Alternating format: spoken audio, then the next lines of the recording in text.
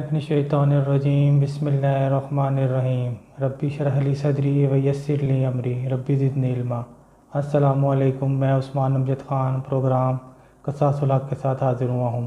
آج ہم پارہ نمبر 11 کے مختصر تشریح بیان کریں گے۔ اگر آپ اس چینل پہ نئے ہیں تو کائنڈلی چینل کو جوائن کریں اور دین کے کام کے اشاعت کا ذریعہ بنیں۔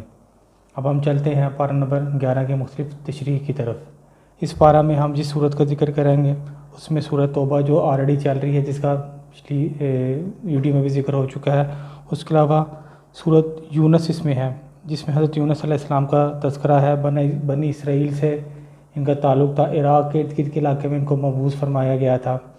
اس سورت کی وجہ شہرت یہ ہے کہ یہ اپنی قوم کی نافرمانیوں سے ناراض ہو کر اللہ تعالیٰ کو بتائے بغیر یا ان کی اجازت کے بعد ہجرت کی کر کے یہ چلے گئے تھے، جہاں وہ سمندر میں ایک طوفان نے آ لیا اور ایک مچھلی نے ان کو نگل لیا۔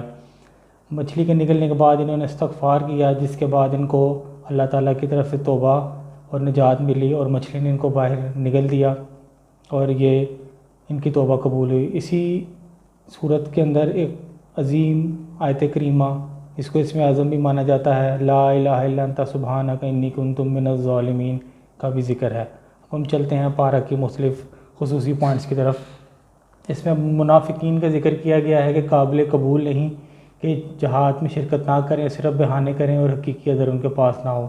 تقریباً 82 افراد کے بارے میں کہا جاتا ہے کہ جن کو حضور صلی اللہ علیہ وسلم کو خبر دی گئی تھی کہ یہ پکے منافق ہیں۔ اللہ کی رضامندی، مہاجرین و انصار میں سب سے پہلے سبقت کرنے والے اور اخلاص کے ساتھ ان کی پیروی کرنے والے کے متعلق اس میں بات کی گئی اور ان کے لیے خاص جنتیں ملیں گی۔ ملے جلے اعمال، جن اعمال صالح اور غیر صالح ملے جلے ہیں وہ صدقہ دے کر اپنی تصحیح کروائیں۔ اللہ سے سودا، جان و مال سے اللہ کی راہ میں قتال کا بدلہ جنت ہے۔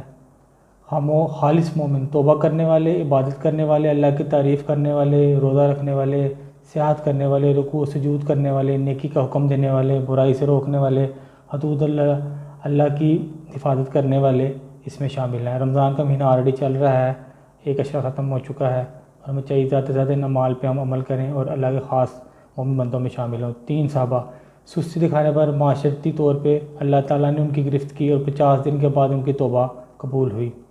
دین میں سمجھ، علم دین کی خدمت کے لیے کچھ لوگوں کا نکلنا ضروری ہے۔ دین میں سمجھ بوجھ حاصل کر کے اپنے علاقوں میں جا کر لوگوں کو برے کاموں سے بچانے کی کوشش اور اللہ سے ڈرنے کی تعلیم دینا ہے، جو کہ آج کل ہم اس سوشل میڈیا کے تھرو بھی کر سکتے ہیں، جہاں پہ اس کے بہت زیادہ نقصان ہے، اسی طرح اس کے بہت زیادہ فوائد بھی ہیں۔ نبی کریم صلی اللہ علیہ وسلم کی تڑپ، مومنوں کی تکلیف گراں اور ان کو ہدایت کی حرص اور ان پر بہت شفیق اور مہربان، دنیا پر راضی، اللہ کی ملاقات کی توقع نہیں، پوری توجہ دنیا طلبی پر ہے اور مطمئن ہے کہ ہم ٹھیک طریقے سے چلتے جا رہے ہیں۔ یہ وہ ان لوگوں کا بیان کیا گیا ہے کہ جن کو دنیا کی محبت نے ہی برباد کر دیا۔ شدید مصیبت، ختم کروانے کے لیے جب خالص ہو کر اللہ کو پکارا جاتا ہے تو مصیبت ختم ہونے پر بعد میں سرکشی کیوں کی جاتی ہے؟ اس میں اللہ تعالیٰ کا ایک سوال ہے۔ خوش ہو جانا، قرآن کا ملنا اللہ کا فضل، رحمت، ہر نعمت سے بہتر ہے، اسی لیے خوش ہو جانا چاہیے۔ اسی لیے ہم زیادہ سے زیادہ زور قرآن کی تعلیم پہ دیتے ہیں کہ اس کو پڑھنا سمجھنا کتنا ضروری ہے۔ جادو، اس میں جادو کا ذکر ہے۔ قرآن کا مقابلہ نہیں کر سکتا کیونکہ قرآن حق اور جادو باطل ہے۔ اس سے پتہ لگتا ہے کہ جادو باطل ہے، جھوٹ ہے، اس لیے اس کو حرام قرار دیا گیا ہے۔ موت کے وقت کا اسلام قبول نہیں، فرعون نے بھی ڈوبتے وقت اقرار کیا تھا مگر اب اس کی ویلیو نہیں ہے۔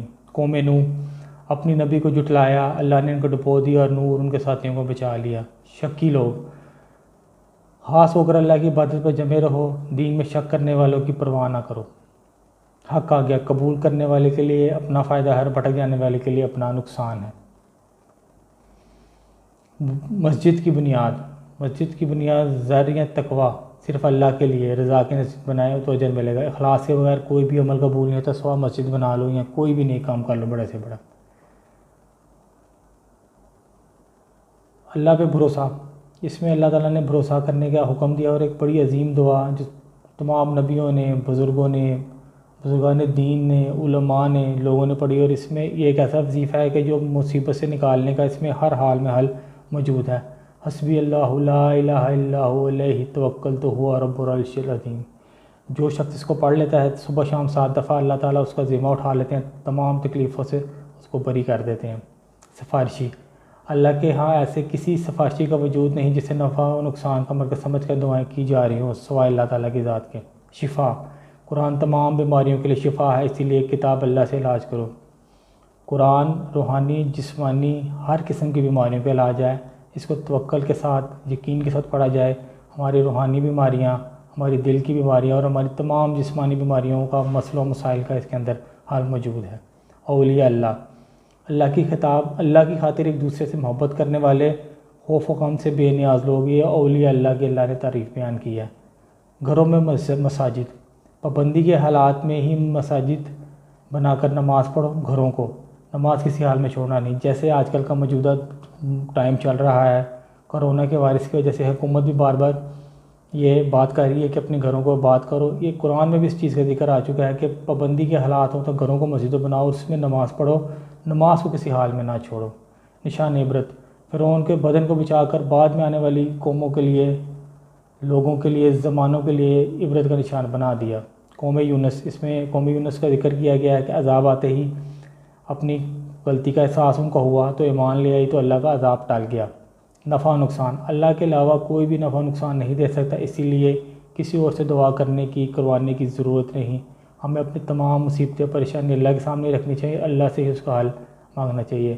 استغفار کے فوائد، استغفار ایک بہت بڑا ٹاپک ہے، اس پہ مزید ہم ویڈیوز بنائیں گے رمضان کے بعد، لیکن اس میں بھی، اس صورت میں بھی استغفار کے فوائد جو بتائے گئے ہیں کہ گناہوں سے معافی، رزق کی و فرمانی، فضل کا ملنا، یعنی استغفار ایک ایسی چیز ہے جس میں ہر ایک بیماری کا علاج موجود ہے صرف استغفار کے اندر۔ آپ کے کاروبار کے مسائل، آپ کی بیماریاں، آپ کی اولاد، آپ کا کاروبار، مال، رزق، ہر چیز کا حل اس کے اندر موجود ہے۔ اللہ تعالیٰ ہمیں استغفار کرنے کی توفیق عطا فرمائے۔ وآخر الدعوانا الحمد للہ رب العالمین۔